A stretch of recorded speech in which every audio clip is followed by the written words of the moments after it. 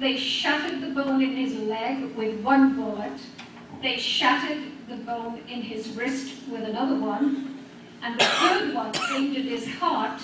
The only reason he survived was that the bullet actually hit the sheriff's badge. Slim Edwards was taken to hospital, St. Joseph Hospital. And while he was lying in bed, the door opened and two men came in. One was dressed as a policeman and he was handcuffed to a man who apparently had owned the car. I missed that bit out. When they left the car because they couldn't fix it and they ran away. And the number on the engine of the car said it belonged to a man called Luke Kennedy from St. Louis. Now then, Slim Edwards is in hospital, the door opens and in comes a policeman, and handcuffed to him is supposedly Luke Kennedy. They produce an affidavit, and they ask Slim Edwards to sign that this really is Luke Kennedy, the man that proceeded to try and kill him. Slim Edwards hesitated. The door opened and in came County Attorney Tom Fee, snatched the affidavit, tore it up. The two men were imposters. The man who was the policeman, his name was Jacob Matla, and he was a well-known attorney from St. Louis. And he and Luke Kennedy were members of a notorious gang called the St. Louis Hogan's Gang. There were all sorts of reasons why charges couldn't be brought. There weren't enough evidence that this was Luke Kennedy or whatever, and all we know is about less than a year, both those two men were ambushed and killed in St. Louis by a rival gang called Egan's Rats. And the chief, very, very nasty man who did a lot of the executions for Egan's Rats was a man calling himself then William Colbeck. Just remember the name, because he's going to change his name several times. And William Colbeck was known in Centerville. When they were shown pictures, they said, oh, we remember him. He was up here all the time. Because on Sunday afternoons, coming in from the east of town in very expensive cars, were a group of men in fedoras and silk suits.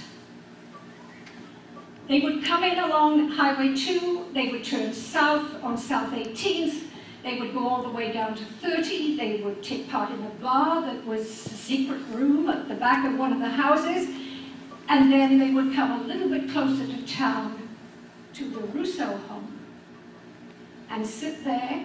They would spend an afternoon on Sunday, they would drink, they would sing, they would play cards.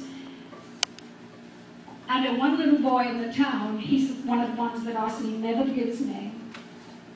He said he was frightened into submission and told, you know who that man is in the corner with a scar coming in his face? That is Al Capone. I've got about 3 sightings of Al Capone in the town. 2 people requested I didn't name them, and I won't. And if, by the way, when I'm telling all these stories, any of you have heard things in the family, please contact me if you don't want your name mentioned. I'm sourcing everything. That's why this story has taken so long to write, right? If anybody ever says to me this story isn't true, I can shove the article right under them. But if you don't want your name and you know of a good story, let me know and I'll give you my word. Your name, for the 2 people I wrote, name withheld, and the date of the interview, I know who they are. So Al Capone in town then. And one of the people that would sometimes be drinking with him is this William Colbeck. Remember him? Well, William Colbeck has now changed his name to Jack Burke. And pretty soon he's going to change it again to Fred Burke. And Fred Burke shocks the whole community when they eventually get the story, because he's part of the St. Valentine's Day Massacre. So the 14th of February, 1929, SMC Cartage Company, 6122 North Clark Street in Chicago. when 7 members of the Bugs Moran gang are lined up against the wall and machine gunned. And before I go any further, by the way, the invention of the Tommy gun was Oscar V. Payne of Senegal, Iowa. He designed it as part of the production of machinery for the First World War. He was working in a military laboratory when he came up with his invention. And people said this ought to be called the Payne gun, which would be appropriate, right? He said no, it ought to be called for Mr. Thompson, who's running the whole lab. That's why it became the Tommy gun. But Oscar V. Payne, Senegal, Iowa, was a wonderful student. Apparently, he wanted to do everything a different way, which drove the teachers crazy, as you can imagine, because he was so creative. He was totally loved. They said he had a terrific personality, would fish at Cooper Creek, and he would play baseball. He was a terrific baseball player as well. Well, that's Oscar V. Payne then. Well, when these men are killed, Bugs Moran gang, if you followed all those various wonderful programs that they have on television, the 2 men that had committed the murder, one of whom is going to be Fred Burke, alias Jack Burke, alias William Colbeck, right? They were dressed up as policemen. The 2 walked in. That's why they lined up, the Bugs Moran gang lined up against the wall and allowed themselves to be shot. They thought it was police raid. The police had turned up in police vehicles, or so it looked, and it was police that committed the murder. So when the real Chicago police turn up, people outside the SMC cartage company said, well, it was you lot that did it. It's the beginning of the forensic study of bullets.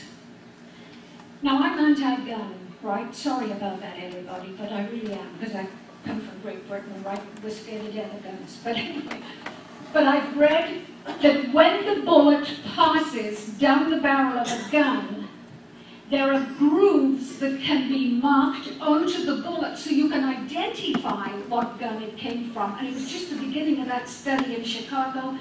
And as science is going to eventually solve all this.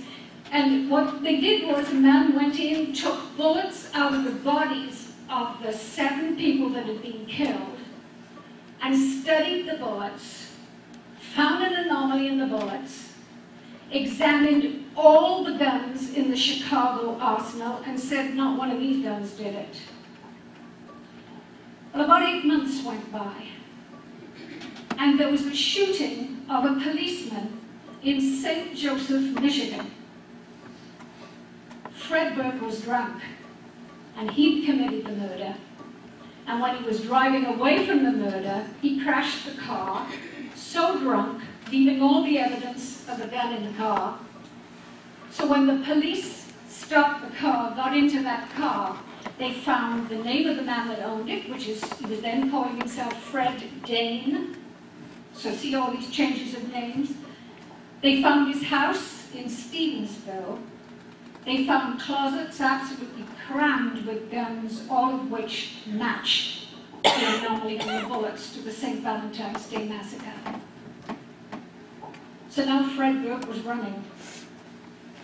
On the very last day of 1929, it was a fierce snowstorm. He drives in to a farmhouse just outside Green City.